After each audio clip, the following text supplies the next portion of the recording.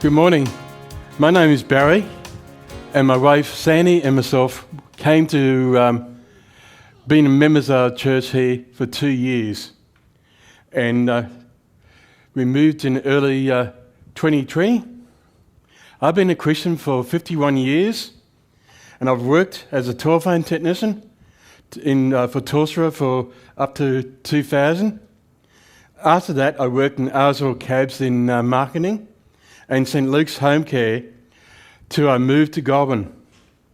And I was single and I was 49, a confirmed bachelor actually, and then I met my wonderful wife, and I went from being single to a grandfather by saying I do.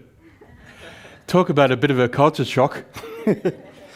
We've had 2 children, a daughter-in-law and 6 grandchildren.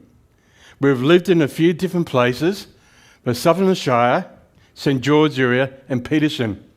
Then in 2015 we both retired and moved down to Goulburn to become members of 2 great churches there. Yeah, we moved down to Goulburn mainly because we had family in Canberra and family in Campbelltown. So that was about halfway in between, with only about 10 minutes difference. In June 2019, I went to my doctor because I had a head cold. And he actually told me, no, you got pneumonia. And it went from pneumonia to pleurisy and then pleural effusion. And in the space of 2 weeks of thinking I've had a head cold, I was actually admitted to Goulburn Hospital, and I was draining my chest of 1.3 litres of liquid. And so basically, for the next 3 months, after I got released out of the hospital, my lungs kept on filling up with liquid. My specialist in Goulburn started to, gave me, went on 26 doses of really strong antibiotics. And basically in the end, like in September, they decided that, I forgot to tell you, in the next 3 months, during the time, something snapped in my back and caused me to have increased pain from levels of between 6 or 8 out of 10. And during this time, the Lord was showing me that He was my shepherd, and that Psalm 23 had become very special to me. He told me that when the pain was getting too much, that I was to lift my hand up. And I started to lift my left hand up, and he said, no, raise the right hand, because that's where the pain is. I found that as I lifted my right hand, then when I couldn't cope with the pain anymore, the Lord would overwhelm me with His presence and remove that pain. I couldn't really tell you where the pain actually went, or just the fact that the way He just overwhelmed me so much that it's just something that amazed me. But it's just something that, because He knows where my strength is and how weak I am, so He allowed me to be able to do that, and that was something I really appreciated. And in September 2019, I was sent to Sydney to RPA to have a lung operation to clear the lung totally. After the operation, I had no more pain in my body. Yeah, I was feeling really well. I went back to RPA to see the specialist after the operation, and he informed me that they took biopsies, and results of the biopsies that I actually had a asbestos-related cancer, mesothelioma, and that's because I was working as a telephone technician. And basically, in September, I was quickly put into chemos at Campbelltown, Goulburn Hospital, and we asked one of the doctors that was doing the treatment what was my prognosis. Because every doctor I saw, instead of telling me what was wrong with me, they actually told me, you got to go and see a lawyer. And which, I wasn't ready to see a lawyer at that time, but it's a case that I thought, I want to actually find out what I had, because I had no idea what mesothelioma is. I knew what asbestos was, being a union shop steward years ago. But, and he actually said that look, you probably got a year to live, and if you're lucky, maybe 2. And my specialist in RPA said we should move to Sydney as they had no chance of being included in a drug trial living in Goulburn. So Sandy and I decided to move from Goulburn to Campbelltown to have a better chance of being treated and to be near our family. I was given a diagnosis in September, and a host was sold in November, and the following January was in Campbelltown. It was a quick decision, but a necessary one. Our house in Goulburn was sold before we actually went on the market. It was all God's doing. And it was so great being close to Josh and Era and the family.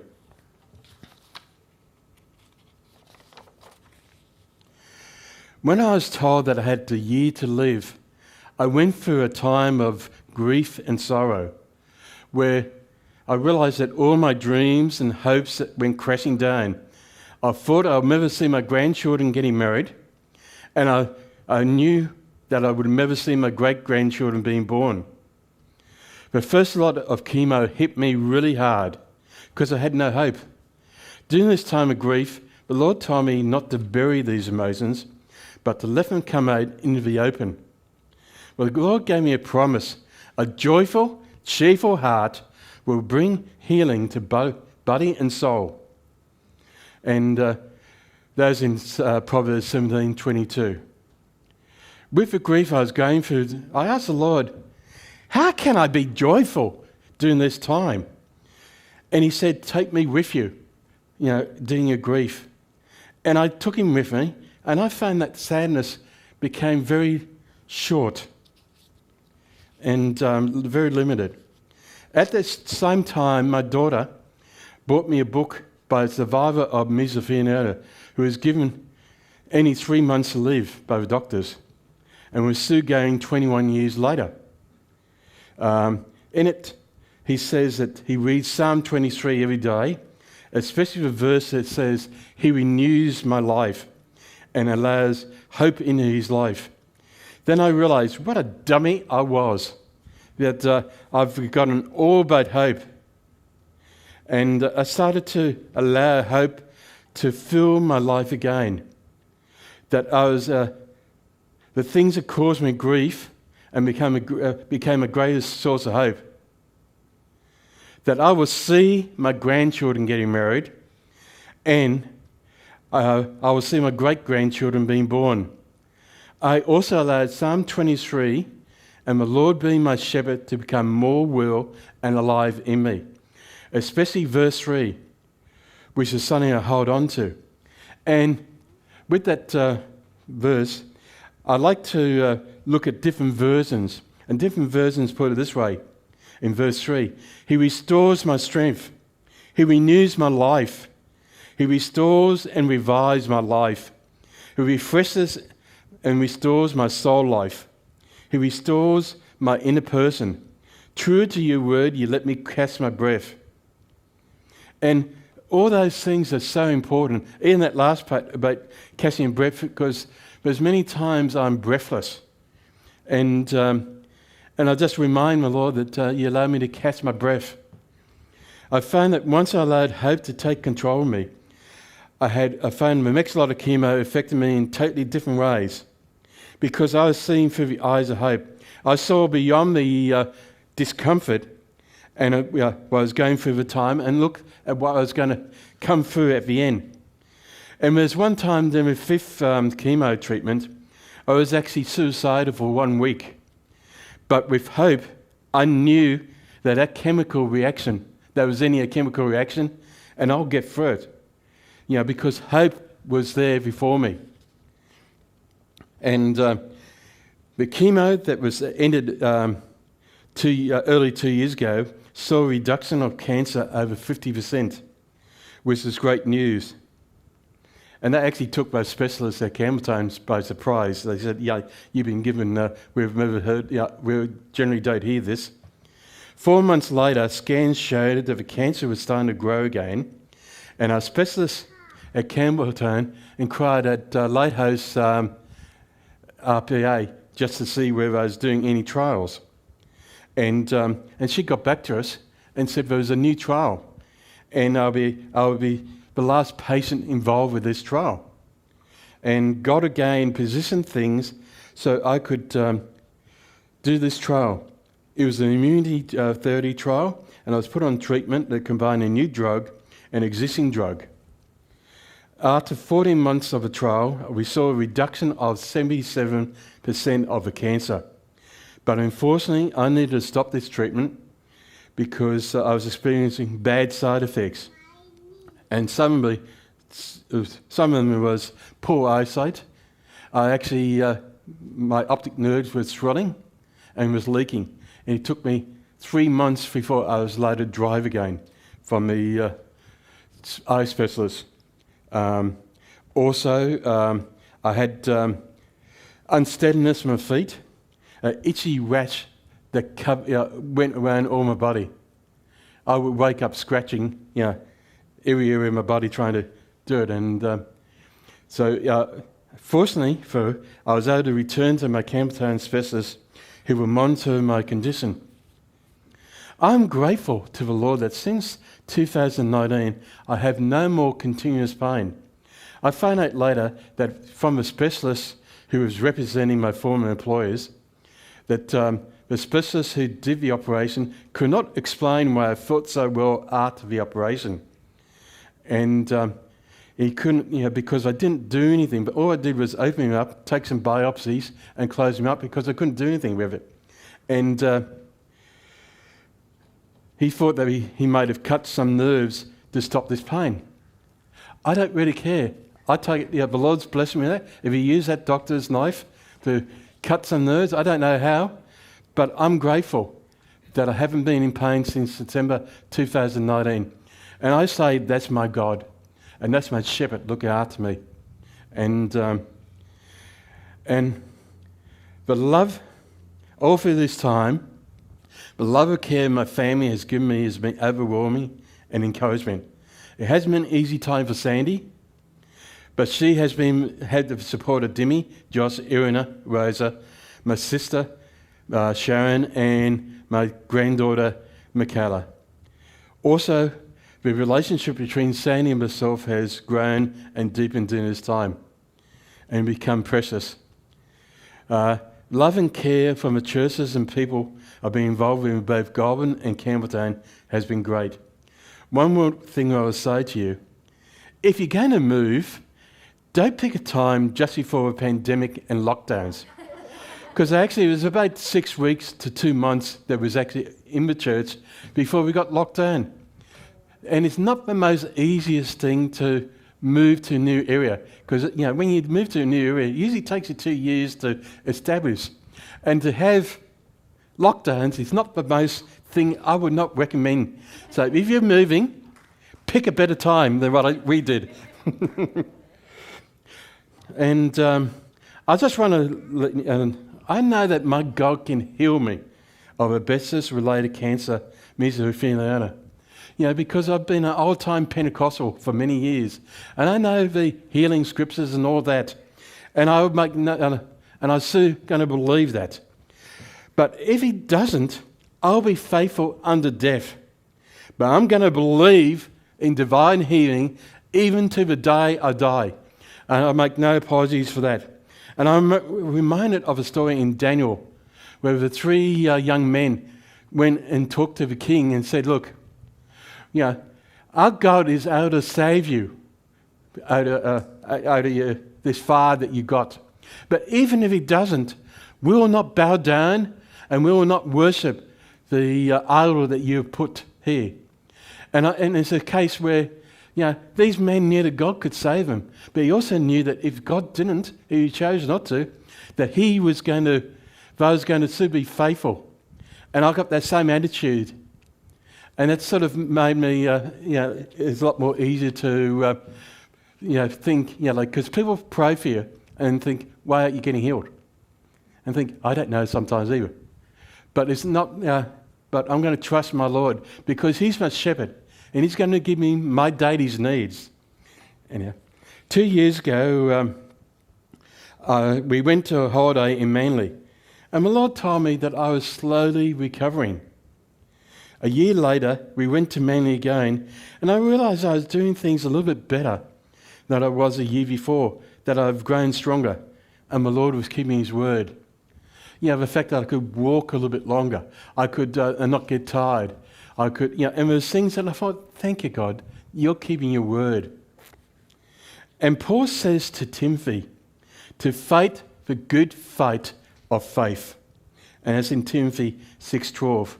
We're called to always overcome, no matter what. These things I've learnt during this time. One, I realise the word cancer can scare a lot of people.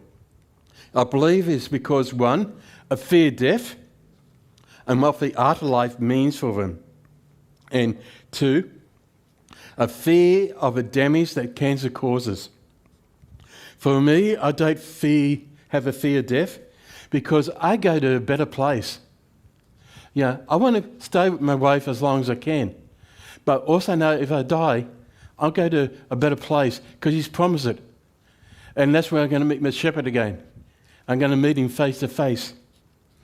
And a fear, and also I don't have a fear of cancer because God has given Jesus a name above all other names. And cancer must bow its knees before Jesus and acknowledge that Jesus Christ is Lord. So who am I going to fear?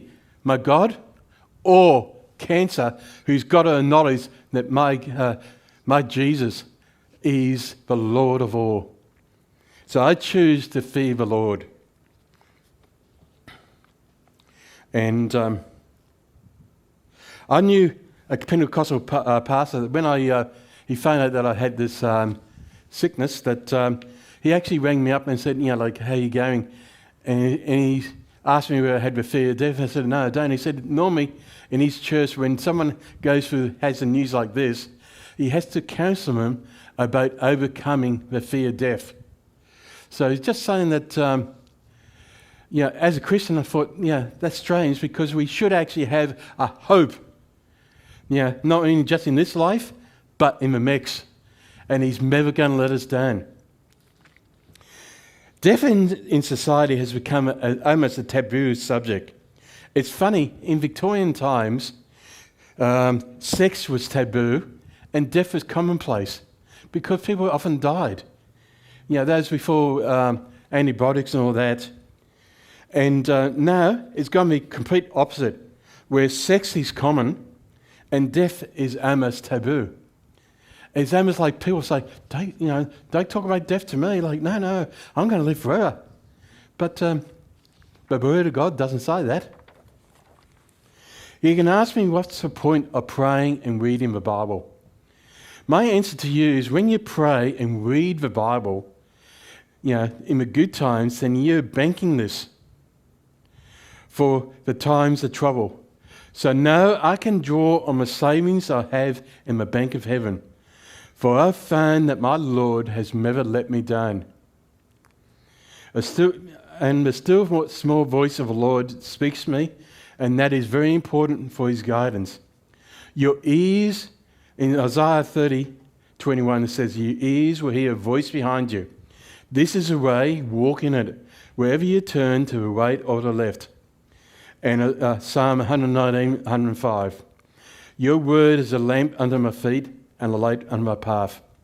And I've reminded me of that is often when you have a lamp on your feet, where you can walk for about a metre or two, but you don't necessarily know the full journey. But I'm going to trust the Lord that he's going to be a lamp on my feet, that I'll know 1 or 2 metres ahead which way I should go and how to walk.